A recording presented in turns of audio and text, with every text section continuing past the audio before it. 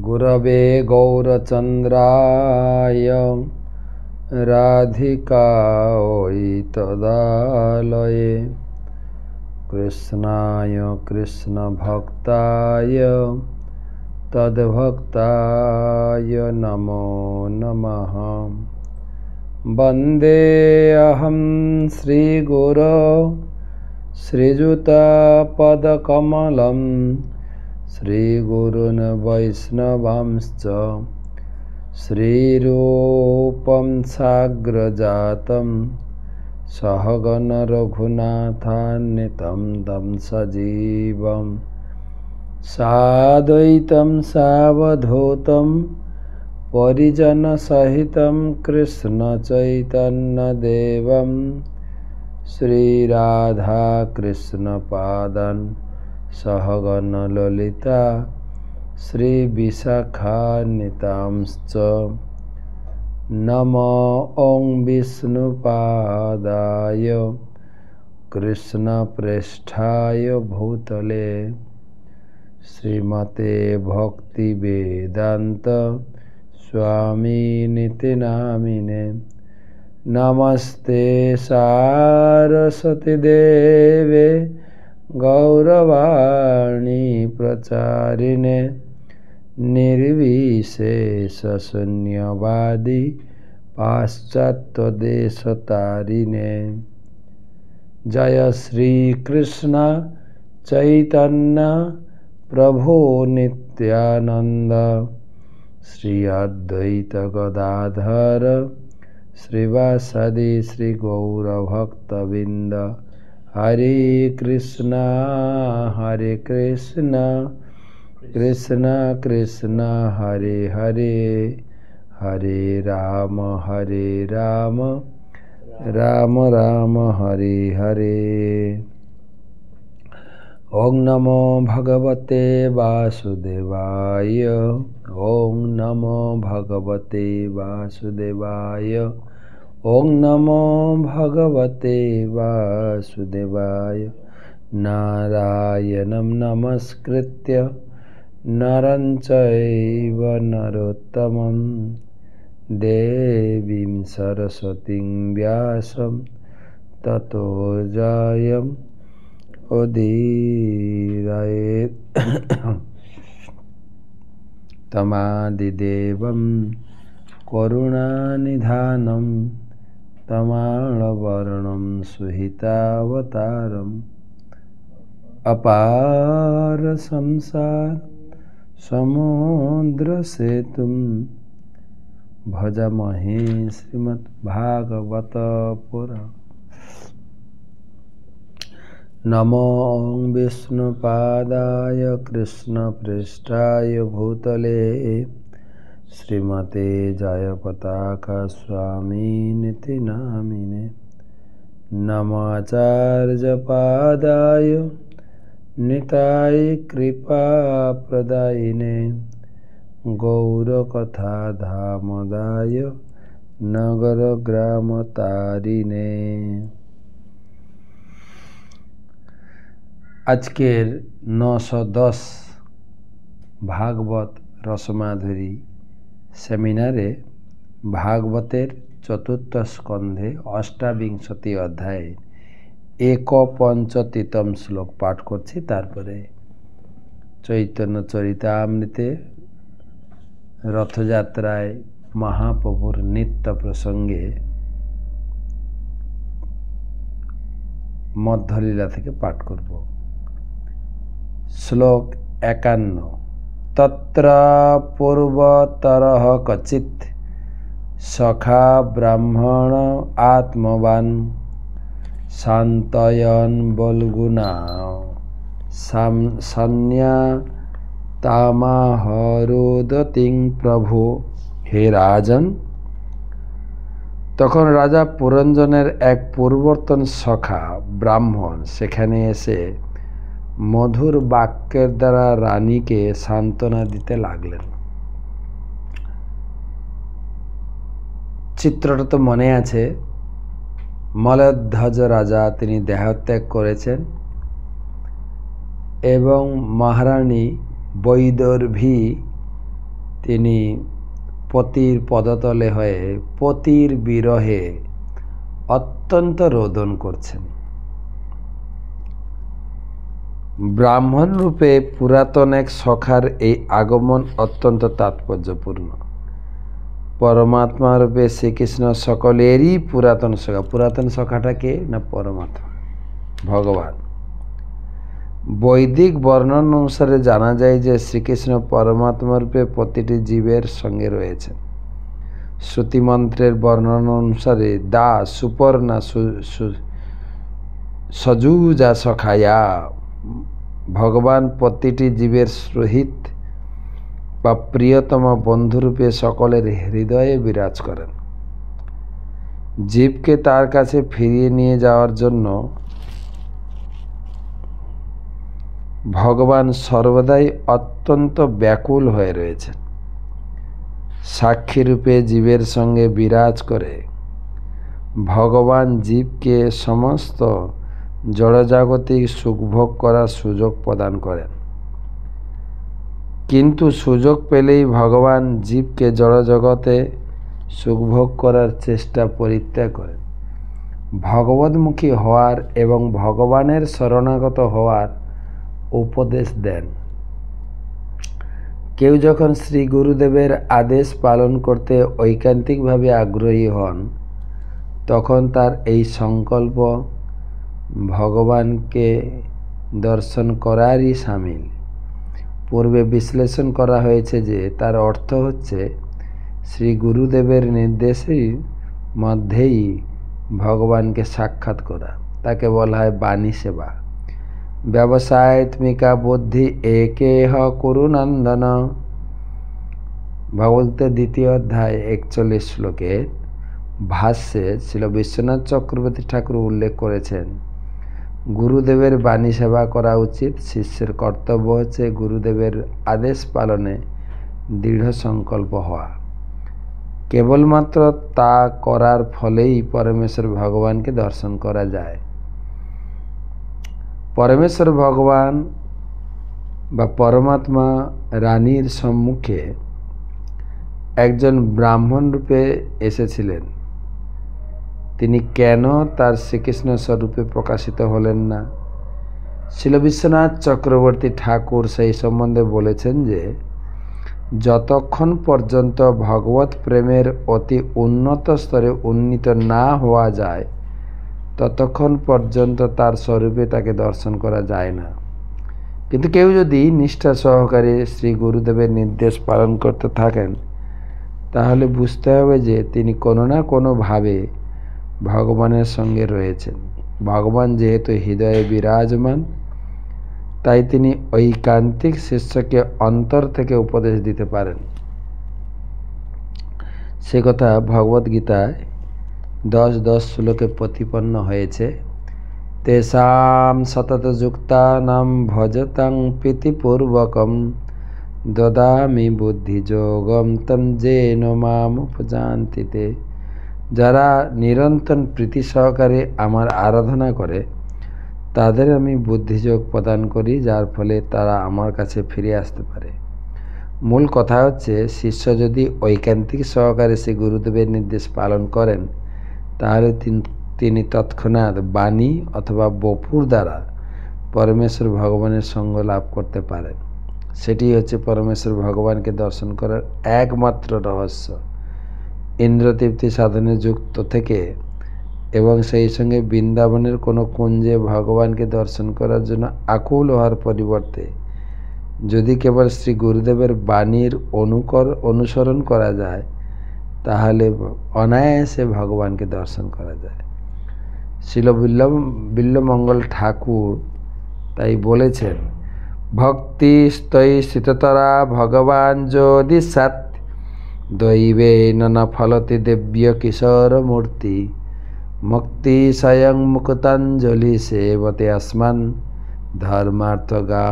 ধর্মার্থ কামগতয় সময় প্রতীক্ষা। হে ভগবান, আমি যদি আপনার ভক্তিতে যুক্ত হই, তাহলে অনায়াসে আমি সর্বত্র আপনার উপস্থিতি অনুভব করতে পারবো। আর মুক্তি দেবী তো করজোড়ে আমার সেবা করার সুযোগের প্রতীক্ষা করে আমার দরজার পাশে দাঁড়িয়ে রয়েছে। ধর্ম, অর্থ, কাম, প্রতীক্ষা সমস্ত জড়জগতের সুযোগ সুবিধাগুলি তার সঙ্গে দাঁড়িয়ে রয়েছে কৃষ্ণ কর্ণারমিতে। কেউ যদি ভগবত ভক্তির মার্গে অত্যন্ত উন্নীত হন তাহলে তিনি অনায়াসে ভগবানকে দর্শন করতে পারবেন। কেউ যদি শ্রী গুরুদেবের সেবায় যুক্ত থাকেন তাহলে তিনি কেবল ভগবানের দর্শন করবেন তাই নয়, তিনি মুক্তিও লাভ করবেন। জড়জাগতিক সুযোগ সুবিধাগুলি আপনা থেকেই লাভ হবে। ঠিক যেমন রানীর পরিচারিকারা সর্বদা রানীর অনুসরণ করে থাকে। শুদ্ধ ভক্তের পক্ষে মুক্তি কোনো সমস্যাই নয় এবং সমস্ত জড় সুযোগ সুবিধাগুলি জীবনের সবকটি স্তরেই তার সেবা করার জন্য প্রতীক্ষা করে। তো আজকে একটা শ্লোক পড়লাম। কালকে সেই ব্রাহ্মণ রূপী পরমাত্মা কি বলবেন আমরা শ্রবণ করব। জয় জয় শ্রী চৈতন্য জয় নিত্যানন্দ জয় অদ্বৈত চন্দ্র জয় গৌর ভক্তবৃন্দ। জয় জয় শ্রী চৈতন্য জয় নিত্যানন্দ জয় অদ্বৈত চন্দ্র জয় গৌর ভক্তবৃন্দ।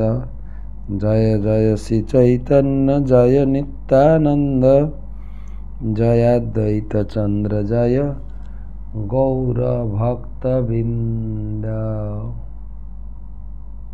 অনার্পিত চরিম চিরাৎ করুণয়া অবতীর্ণ কলৌ সমর্পয়িতুম উন্নত উজ্জ্বল রসম সভক্তি শ্রিয়ম হরি পুরট সুন্দর দুতি কদম্ব সন্দীপিতঃ সদা হৃদয় কন্দরে স্ফুরতু বসচি নন্দন।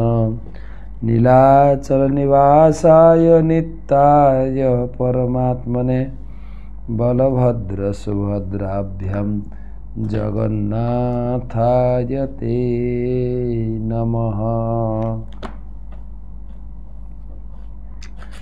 শ্রী চৈতন্য চরিতামৃত মহাকাব্য ত্রয়োদশ পরিচ্ছেদের আজকের আলোচনা 101 নম্বর শ্লোক থেকে মহাপ্রভুর নিত্য রথযাত্রা বা রথের জগন্নাথের সামনে মহাপ্রভুর নিত্য দেখে সাধারণ লোক তো স্তম্ভিত। জগন্নাথ, বলদেব, সুভদ্রা তারা রথ থামিয়ে মহাপ্রভুর নিত্য দেখছেন। রথ স্থির হইল, আগে না করে গমন, অনিমেষ নেত্র করে নিত্য দর্শন। সুভদ্রা বলরামের হৃদয়ে উল্লাস, নিত্য দেখি দুই জনার শ্রী মুখেতে হাস। জগন্নাথ বলদেব হাসছেন। 101 থেকে উদ্দণ্ড নিত্যে প্রভুর অদ্ভুত বিহার, অষ্টসাত্ত্বিক ভাব উদয় হয় সমকাল। আর নিত্যের মধ্যে মহাপ্রভুর শরীরে অষ্টসাত্ত্বিক বিকার উপস্থিত হয়েছে। মাংস ব্রণ সমরোম বৃন্দ পুলকিত, শিমুলির বৃক্ষ যেন কণ্টক বেষ্টিত। শিমুল ফুল আছে না, কাঁটা, কিন্তু কাঁটাটা শক্ত না, কাঁটার মতো তার শরীরে ব্রণ হয়ে এসে গেছে। এইগুলো অষ্টসাত্ত্বিক বিকারের লক্ষণ। এক এক দন্তের কম্প দেখিতে লাগে ভয়, লোকে জানে দন্ত সব খসিয়া পড়ায়। মহাপ্রভু অষ্টসাত্ত্বিক বিকার এসে গেছে, দাঁতে দাঁতে ঘষছেন, আর এত জোরে জোরে দাঁতগুলো সব খসে পড়বে। এগুলো অষ্টসাত্ত্বিক বিকারের 8টা লক্ষণের মধ্যে একটা। সর্বাঙ্গে প্রসেদ ছুটে,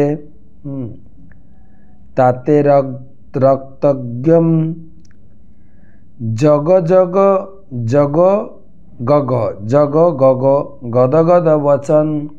মহাপ্রভু মূর্ছিত হয়ে পড়ে গেছেন। জগ জগ, জগন্নাথপুরু বলতে পারছে না, জগ গগ জগ গগ। আর সারা শরীরে সেই প্রেমের লক্ষণ প্রকাশিত হয়। নয়নম গলদশ্রুধারয়া বদনম গদগদ রুদ্ধয়া গিরা পুলকয়ে চিতং বপু কদা তব নাম গ্রহণে ভবিষ্যতি। চৈতন্য মহাপ্রভু বলছেন এই নাম করতে করতেও আমাদের শরীরে এই ধরনের প্রেম আসবে। হয়তো এইগুলো শুনতে আপনার কেমন লাগে, এরকম হয়ে যাব প্রেমে, কিন্তু সেই স্তরে পৌঁছালে এই যে প্রেমের আনন্দ, ভক্তি জগতের আনন্দ, আমরা তো ভক্তির আনন্দ টেস্ট পাইনি। মোটামুটি আমরা প্রসাদ খাওয়ার আনন্দটা পেয়েছি, পনিরের সবজি, হালুয়া, পুরি, কিন্তু শাস্ত্র শ্রবণের আনন্দ, ভাগবত শুনতে এত আনন্দ লাগবে, হরিনাম করতে এত আনন্দ লাগবে, গদগদ গদগদ হয়ে ভূমিতে পড়ে যাব। আর সে অষ্টসাত্ত্বিক বিকার এক দুর্লভ প্রাপ্তি। ভক্তিবিনোদ ঠাকুর প্রার্থনা করেছেন, কবে হবে বল সেদিন আমার, কবে হবে বল সেদিন আমার। কবে সেদিন আসবে? এই ভগবানের নাম করতে করতে, শাস্ত্র শ্রবণ করতে করতে শরীরে প্রেম আসবে, আনন্দ আসবে, চোখ দিয়ে আনন্দের অশ্রু বইবে, যেটা মহাপ্রভু দেখাচ্ছেন এখানে। সারা শরীরে লোম খাড়া হয়ে গেছে, ছোট ছোট ব্রণ এসে গেছে, লোমের গোড়া থেকে জল রক্তবিন্দু বেরোচ্ছে। তো এগুলো শুনতে যেহেতু আমরা সেই পর্যায়ে নেই, কেমন কেমন লাগছে। জলযন্ত্র ধারা জইছে বহে অশ্রুজল, আশেপাশে লোক যত ভিজিল সকল। চোখ দিয়ে অশ্রু ঝরছে না, পিচকিরির মতো চোখ জল বেরোচ্ছে, আশেপাশে লোক সব ভিজে যাচ্ছে। দেহকান্তি গৌরবর্ণ দেখিয়ে অরুণ, কভুকান্তি দেখি যেন মল্লিকা পুষ্পসম। দেহ তো স্বর্ণবর্ণের, কিন্তু এখন অরুণ হয়ে গেছে, সারা শরীরে রক্তবিন্দু এসে গেছে, আর শরীরটা যেন মল্লিকা পুষ্পের মতো। মল্লিকা পুষ্প দেখেছেন, একটু লালচে একটু সাদা।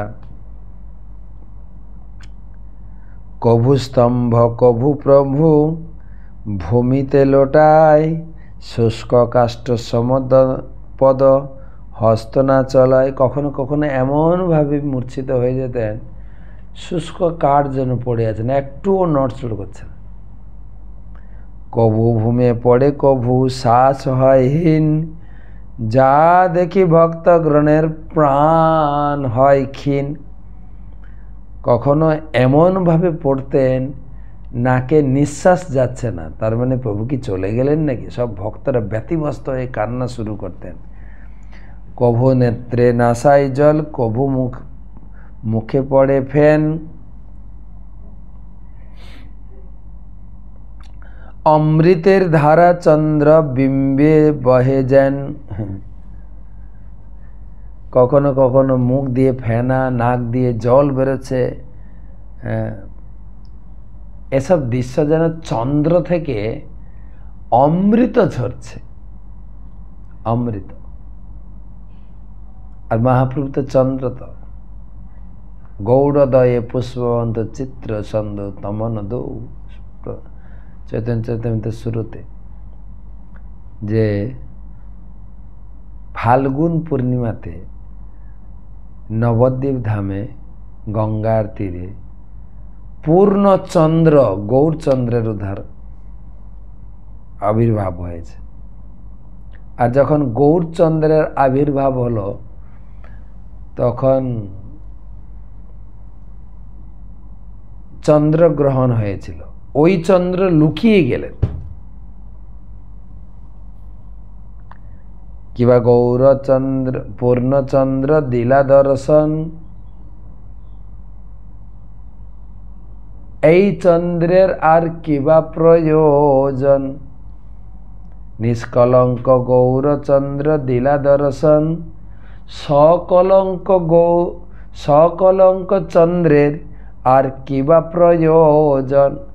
ওই যে আকাশে চাঁদ আছে, তার কালো কালো দাগ আছে দেখবেন, সকলঙ্ক, কলঙ্কের দাগ।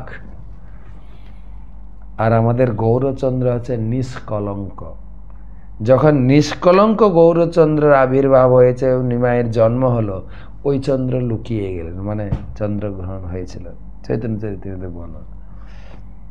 তাই বলছেন চন্দ্র বিম্বে বহে যেন অমৃতের ধারা। সাক্ষাৎ একবার নিমাই মায়ের কোলে, মা বসে নিমাইকে আদর করছেন, নিমাই বায়না ধরেছেন, মা চাঁদ নেব, চাঁদ চাঁদ, আমাকে চাঁদ এনে দাও, মা আমাকে চাঁদ এনে দাও, চাঁদ এনে দাও।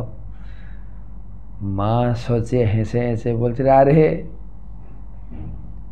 তুমি নিজেই চাঁদ, ওই চাঁদের থেকে তোমার মুখটা আরো সুন্দর, তুমি গোরা চাঁদ, গৌরচন্দ্র। সেই জন্য আমাদের মায়াপুরের ইস্কনের যে মূল মন্দির মায়াপুরে, সেই মন্দিরের নাম দিয়েছেন মায়াপুর চন্দ্র উদয় মন্দির, মায়াপুর চন্দ্রোদয় মন্দির, রাধা মাধব মন্দির না, মায়াপুর চন্দ্রোদয় মন্দির। তো নিমাই শান্ত হলেন, মা আমাকে চন্দ্র বলছে, আরে তোমার মুখটা দেখো, আয়না দিয়েছেন, চাঁদের থেকেও আরো ভালো, চাঁদের থেকে কোটি গুণে সুন্দর তোমার মুখটা। মহাপুরুষের চন্দ্র সেই ফেনা লইয়া শোভা নন্দ কইল পান, কৃষ্ণ প্রেম রসিক তেহ মহাভাগ। মহাপ্রভু মুখ থেকে ফেনা বেড়েছে নাক, আর সে ফেনা নিয়ে অমৃত, ফেনা নিয়ে যে শুভানন্দ সে পান করছে। এই মতো তাণ্ডব নৃত্য কইল কতক্ষণ, ভাব বিশেষে প্রভুর প্রবেশিল মন। কিছুদিন এরকম উদণ্ড নৃত্যের ভাব প্রকাশ করে মহাপ্রভু সবার সামনে আবার স্বাভাবিকভাবে ফিরে এলেন। তাণ্ডব নৃত্য ছাড়ি স্বরূপ পেরে আজ্ঞা দিল, হৃদয় জানিয়া স্বরূপ গাইতে লাগিল। স্বরূপের গান রামানন্দের কৃষ্ণ কথা, মহাপ্রভু খুব আনন্দ পেল। স্বরূপকে বলছে, তুমি একটু ভালো করে আর একটু গাও। সর্বদা আমাদের গাওয়া শুরু করেছে। সেই তো পরাণ না আথ পাইনু, যাহা লাগি মদন দহনে ঝরি গেন। এই গানটা গিয়েছিলেন রাধারানী। প্রভুপাদ তাৎপর্যে লিখেছেন, এই গানটিতে সূর্যগ্রহণ উপলক্ষে কুরুক্ষেত্রে কৃষ্ণের সঙ্গে শ্রীমতী রাধারানীর সাক্ষাতের কাহিনী বর্ণিত হয়েছে। বহুদিনের বিচ্ছেদের পর কুরুক্ষেত্রে শ্রীকৃষ্ণকে পেয়ে রাধারানীর মনে হয়েছিল, আমি আমার প্রাণনাথকে আবার ফিরে পেয়েছি। তার বিরহে আমি মদন দহনে দগ্ধ হয়ে শুকিয়ে যাচ্ছিলাম, এখন আবার জীবন ফিরে পেয়েছি। কৃষ্ণ যখন বৃন্দাবন ছেড়ে চলে যান, কৃষ্ণ তারপরে দ্বারকাতে সংসার পাতেন, কুরুক্ষেত্রের মাঠে যুদ্ধ রচনা করেছেন। আর সেই সময় সূর্যগ্রহণকে কেন্দ্র করে বৃন্দাবনবাসীরা ব্রহ্মকুণ্ডে স্নান করতে গিয়েছিলেন, সেখানেই কৃষ্ণকে দেখা। কিন্তু কৃষ্ণকে দেখছেন তিনি রাজা, কত হাতি ঘোড়া সৈন্য, সেই দেখে রাধারানী বলছেন, কতদিন পরে প্রাণনাথকে পেয়েছি, যার বিরহে মদন দহনে ঝরি গেল। কিন্তু এখানে তোমাকে দেখছি রাজা, সেই জন্য মনটা আমার শান্ত হচ্ছে না। বৃন্দাবনের ভাবে তুমি চলে আসো। এই ধোয়া উচ্চস্বরে গায় দামোদর, এই পথটি, ধোয়া মানে পথ, এই পথটি উচ্চস্বরে রাধারানীর ভাবে স্বরূপ দামোদর গাইছেন। আনন্দে মধুর নৃত্য করেন ঈশ্বর। আবার মহাপ্রভুর নাচ চালু। ধীরে ধীরে জগন্নাথ করেন গমন, আগে নৃত্য করি চলেন সচির নন্দন। জগন্নাথে নেত্র দিয়া সবে নাচে গায়, কীর্তনিয়া সহপ্রভু পাছে পাছে ধায়। জগন্নাথে নেত্র দিয়া সবে নাচে গায়, মানে জগন্নাথের দিকে তাকিয়ে, নেত্র দিয়ে তাকিয়ে গাইছেন আর নাচছেন। আর উদণ্ড নৃত্য, মহাপ্রভু নৃত্য করে করে চলছেন ধীরে ধীরে। আর জগন্নাথের রথ আস্তে আস্তে করে চলছে। জগন্নাথে মগ্ন প্রভুর নয়ন হৃদয়, শ্রীহস্ত যুগে করে গীতের অভিনয়। জগন্নাথে মহাপ্রভুর দৃষ্টিশক্তি, মন আর হৃদয় একদম গেঁথে গেছে। আর হাতে কীর্তন করতে করতে বিভিন্ন রকম ভাব প্রদর্শন করছে। গৌর যদি পাছে চলে শ্যাম হয় স্থিরে, গৌর আগে চলে শ্যাম চলে ধীরে ধীরে। গৌরাঙ্গ মহাপ্রভু যখন কীর্তন করতে করতে সামনে যাচ্ছিলেন, রথ ধীরে ধীরে যাচ্ছিলেন। আর নাচতে নাচতে কখনো রথের পিছনে চলে আসেন, তখন রথ থেমে যায়। রথ যেখানে জগন্নাথ মহাপ্রভু নৃত্য দেখতে পাচ্ছে না, তো সে থেমে গেছেন। এই মতো গৌর সামে দোহে ঠেলা ঠেলি, শরথে শ্যামেরে রাখে গৌর মহাবলী। এইভাবে জগন্নাথ আর গৌরাঙ্গ মহাপ্রভুর এই লীলা ঠেলাঠেলি, ঠেলাঠেলি মানে মহাপ্রভু নৃত্য করতে করতে যখন আগে যাচ্ছেন, সব ভক্তরা মহাপ্রভুর পিছনে পিছনে ছিলেন, রথ ধীরে ধীরে চলছিল। আর যখন মহাপ্রভু রথের পিছনে চলে এলেন, রথ থেমে গেল, রথ চলছে না। কখনো মাথা দিয়ে ঠেলতেন মহাপ্রভু। এই মতো গৌর সামে দোহে ঠেলা ঠেলি, শরথে শ্যামেরে রাখে গৌর মহাবলী। বৃন্দাবনে ব্রজগোপিকাদের ছেড়ে নন্দনন্দন শ্রীকৃষ্ণ তার দ্বারকা লীলা বিলাস করতে গিয়েছিলেন।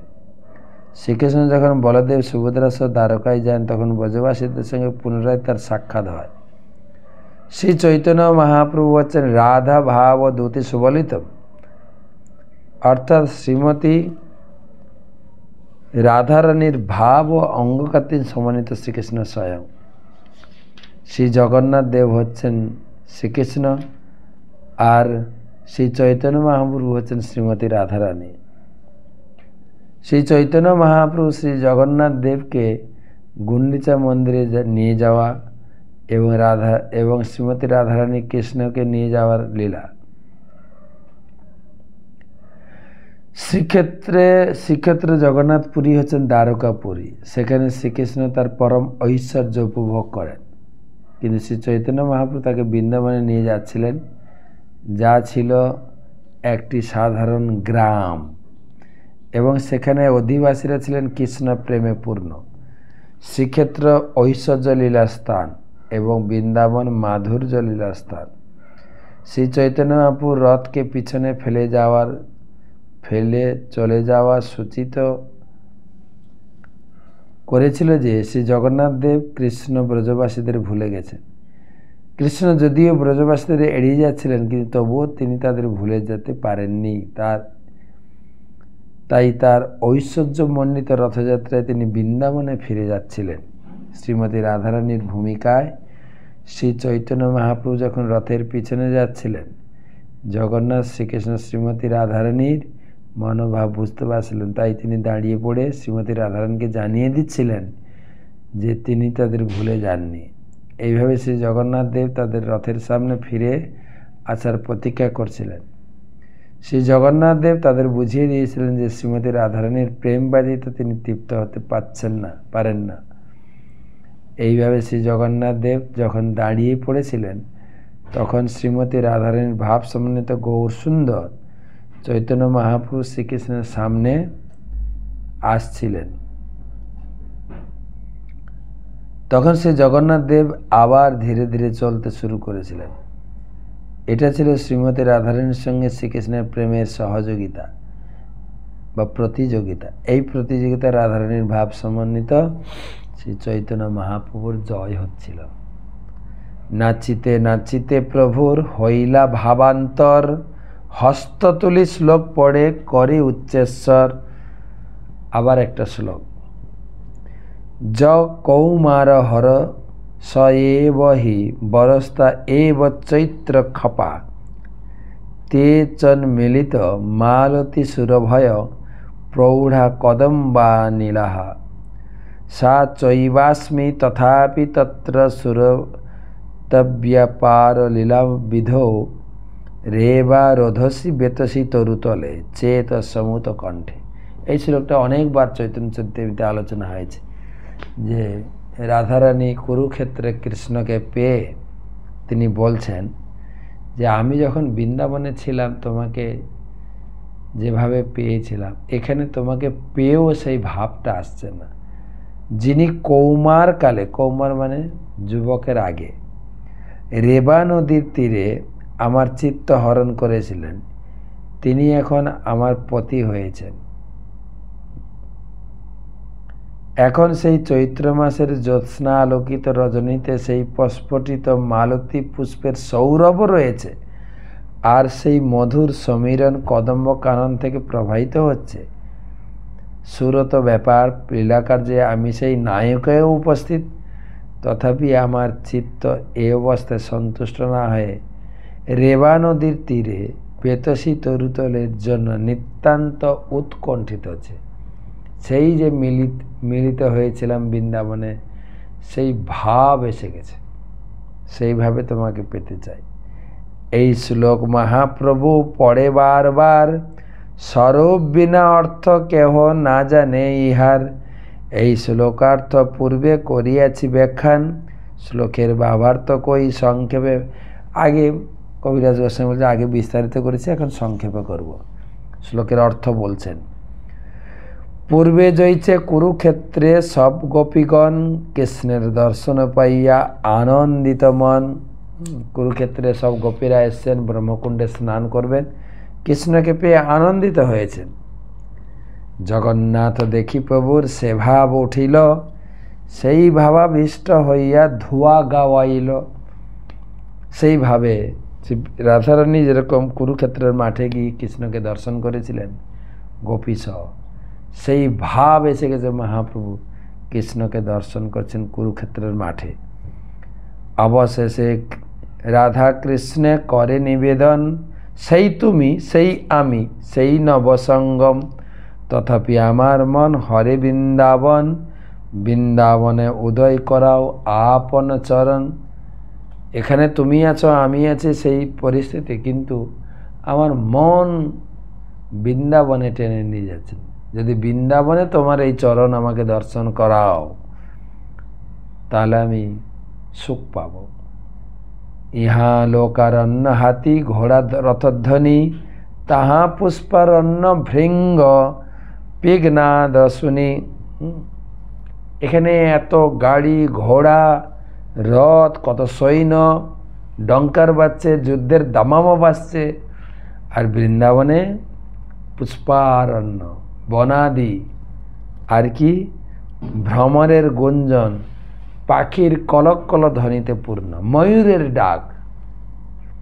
ইহা রাজবেশ সঙ্গে সব ক্ষত্রিয়গণ, তাহা গোপবেশ সঙ্গে মুরলী বাদন। বৃন্দাবনে যখন আমি থাকি, এবারে ছিলাম অনেক দিন, প্রতিদিন ময়ূরের আওয়াজ শুনতাম। কি সুন্দর আওয়াজ ময়ূর। এখানে তো গাড়ি ঘোড়া পু পা ঢু ঢা, কিন্তু ময়ূরের ধ্বনি। আর ময়ূরে দেখছিলাম অযোধ্যাতে যখন 1 মাসের বেশি ছিলাম, সেখানে ময়ূরের ডাক একটু আলাদা। বৃন্দাবনে ময়ূরের ডাক রাধে রাধে, আবার কিছু ময়ূর কৃষ্ণ কৃষ্ণ। অযোধ্যাতে ছিলাম রামু রামু, রাম নাম কীর্তন করছে। তো আর একটা কি না, এই যে তোমাকে কুরুক্ষেত্রের মাঠে দেখছি, এখানে তোমার রাজবেশ আর সব ক্ষত্রিয়রা দাঁড়িয়ে আছেন। বৃন্দাবনে গোপবেশ আর হাতে মুরলী বাঁশি, এই পার্থক্য। সেই তুমি আমি রয়েছি, কিন্তু ভাবের পার্থক্য। ব্রজে তোমার সঙ্গে এই সুখ আস্বাদন, সেই সুখ সমুদ্রের ইহা নাহি এক কণ। বৃন্দাবনের যে মাধুর্য সুখ এই কুরুক্ষেত্রের মাঠে এক কণাও আমি পাচ্ছি না। আমা লইয়া পুনলীলা করহ বৃন্দাবনে, তবে আমার মনোবাঞ্ছা হয়তো পূরণে। আমি তোমার কাছে প্রার্থনা করছি আবার বৃন্দাবনে চলো। ভাগবতে আছে জয়ছে রাধিকা বচন, পূর্বে তাহা সূত্র মধ্যে করিয়াছি বর্ণন। রাধারানীর উক্তি যা আছে আমি পূর্বে বর্ণনা করেছি ভাগবতম থেকে। সেই ভাবাবেশে পড়ে, সেই ভাবাবেশে প্রভু পড়ে আর শ্লোক, সেই সব শ্লোকের অর্থ নাহি বুঝে লোক। আমরা কি করে বুঝবো? মহাপ্রভু শাস্ত্র থেকে বিভিন্ন শ্লোক, যেরকম একটা শ্লোক পড়লাম 121 নম্বরে, এটা পদ্মাবলিতে রূপক গোস্বামীপাদ লিখেছেন, কিন্তু মহাপ্রভু বলেছেন য কৌমার হরস এব হি বরস্তা এব চিত্রখপা, তে চন্মিলিত মালতী সুরভয় পৌড়া কদম্ব নীলা, সা চৈবাস্মি তথাপি তত্র সুরতব্য পার লীলা বিধৌ, রেবারোধসি বেতসি তরুতলে চেত সমুত কণ্ঠে। আবার একটা শ্লোক পড়বেন। স্বরূপ গোসাই জানে না কহে অর্থ তার, শিরূপ গোসাই কইল এ অর্থ প্রচার। সর্বদা আমাদের বুঝতে পেরেছিলেন, আর রূপ গোস্বামী তার লিখিত আকারে প্রচার করেছে। স্বরূপ সঙ্গে যার অর্থ করে আস্বাদন, নিত্য মধ্যে সেই শ্লোক করেন পঠন। সর্বদা আমাদের সঙ্গে এই শ্লোকটা মহাপ্রভু পড়ে আলোচনা করেছেন, শ্রবণ করেছেন, আর নৃত্যের মাধ্যমে দেখাচ্ছেন। না, গান চলে, নৃত্য হয় না, নৃত্যের মাধ্যমে যখন গানটাকে ফুটিয়ে তোলায় তার মাধুর্য আরো বাড়ে যায়। ভাগবতম থেকে এক শ্লোক,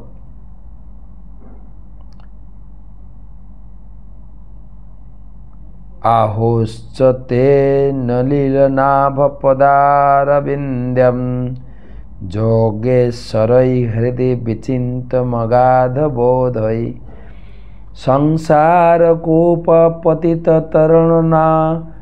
তরুণাবলম্ব্যম, গেহম জুষামপি মনুসুদি আৎসদান।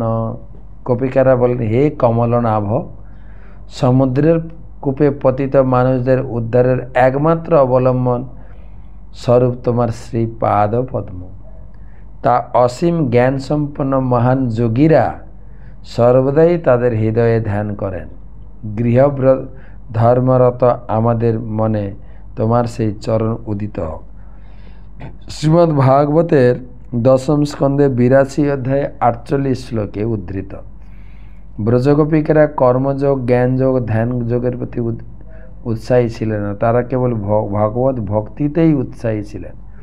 তাদের জোর না করা হলে তারা কখনো ভগবানের শ্রী পাদপদ্ম ধ্যান করতে চাইতেন না। পক্ষান্তরে তারা ভগবানের শ্রী পাদপদ্ম তাদের স্তনের উপর রাখতে চাইতেন। কখনো কখনো তারা অনুশোচনা করতেন যে তাদের স্তন এত কঠিন যে তা হয়তো শ্রীকৃষ্ণের কোমল শ্রী পাদপদ্মে ব্যথা দিতে পারে।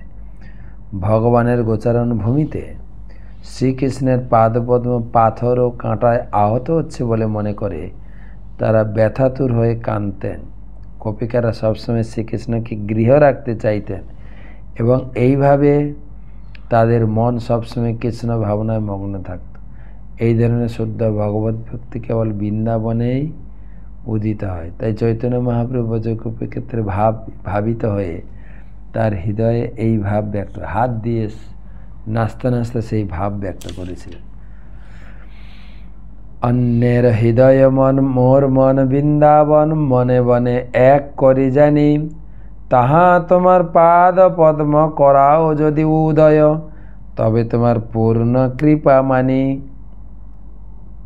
শ্রীমতী রাধারানীর ভাবে ভাবিত হয়ে চৈতন্য মহাপ্রভু বলছিলেন, অন্য লোকের মনই হৃদয়, কিন্তু আমার মন বৃন্দাবন থেকে পৃথক নয়। আমার মন ও বৃন্দাবনকে এক বলেই আমি মনে জানি। তাই যে সেখানে তুমি তোমার পাদপদ্ম উদয় করাও, তাহলে আমি তোমার পূর্ণ কৃপা বলে মনে করব। তাৎপর্য,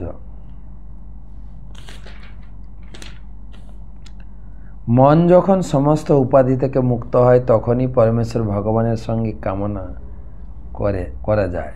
মনের কোনো না কোনো বৃত্তি থাকবেই। কেউ যদি জড় বিষয়ের বন্ধন থেকে মুক্ত হতে চায় তাহলে মনকে বৃত্তিশূন্য করার মাধ্যমে তা করা যায় না। সেখানে চিন্তা, অনুভূতি, ইচ্ছা তো থাকবেই।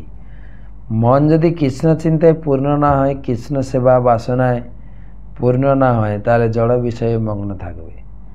যারা সব রকম জড়জাগতিক কার্যকলাপ পরিত্যাগ করেছে, সমস্ত জড় বিষয়ের চিন্তা পরিত্যাগ করেছে, তাদের কৃষ্ণ চিন্তা মগ্ন হওয়ার উচ্চ আকাঙ্ক্ষা সবসময় পোষণ করা উচিত। কৃষ্ণ ব্যতীত কেউই বাঁচতে পারে না, ঠিক যেমন মনের আনন্দ ব্যতীত কেউ বাঁচতে পারে না।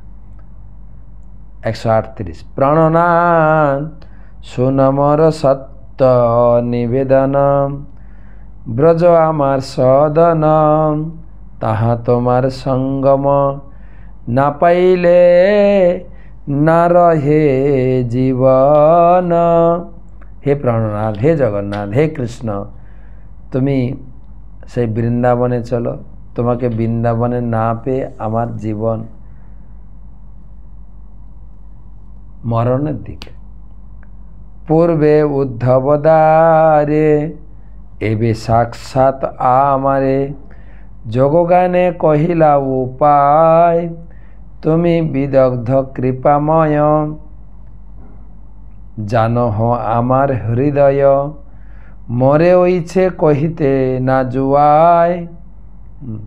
হে কৃষ্ণ, তুমি মথুরায় যখন গিয়েছিলে তখন উদ্ধবের মুখে জ্ঞানযোগ উপদেশ দিয়েছিলে। এখন তুমিও জ্ঞানযোগ উপদেশ দিচ্ছ। আমার হৃদয় প্রেমময়, তাতে জ্ঞান ও যোগের স্থান নেই। তা জেনেও আমাকে তোমার একরকম উপদেশ দেওয়া উচিত নয়। তাৎপর্য, হে কৃষ্ণ,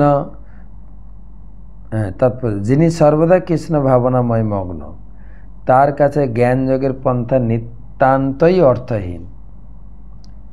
মনোধর্ম প্রসূত জ্ঞানের প্রতি ভগবত ভক্তির কোনো আগ্রহ নেই। মনোধর্ম প্রসূত জ্ঞান ও অষ্টাঙ্গ যোগে অনুশীলনের পরিবর্তে ভগবত ভক্ত মন্দিরে শ্রীভগ্নে আরাধনা করা উচিত এবং নিরন্তর ভগবানের সেবায় যুক্ত হওয়া উচিত। ভক্তের কাছে মন্দিরে ভগবানের শ্রীবিগ্রহ ভগবানেরই অবতার। ভক্তের কাছে মন্দিরে ভগবানের শ্রীবিগ্রহ আরাধনা করা প্রত্যক্ষভাবে ভগবানের সেবা করার মধ্যে কোনো পার্থক্য নেই। ভগবানের শ্রীবিগ্রহকে অবতারও বলা হয়, অর্থাৎ ভগবানের শ্রীবিগ্রহ ভগবানের এই অবতার। মাটি, শিলা, ধাতু, দারু ইত্যাদির মাধ্যমে ভগবানের প্রকাশ। চরমে জড় পদার্থের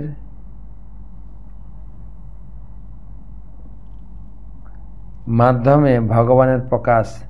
শ্রীকৃষ্ণের চিন্ময় স্বরূপের মধ্যে কোনো পার্থক্য নেই।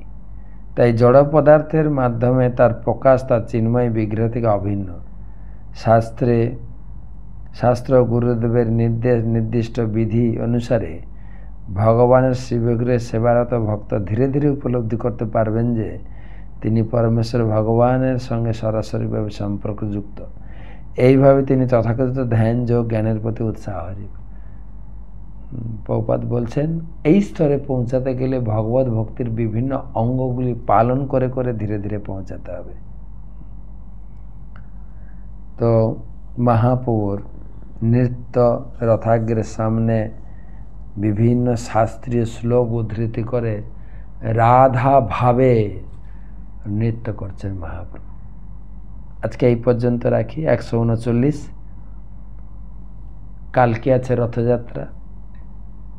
আপনারা রথ টানবেন, জগন্নাথকে ঘরে ফিরিয়ে দেবেন। যদিও অনেক বৈষ্ণব এই উল্টো রথ টানেন না।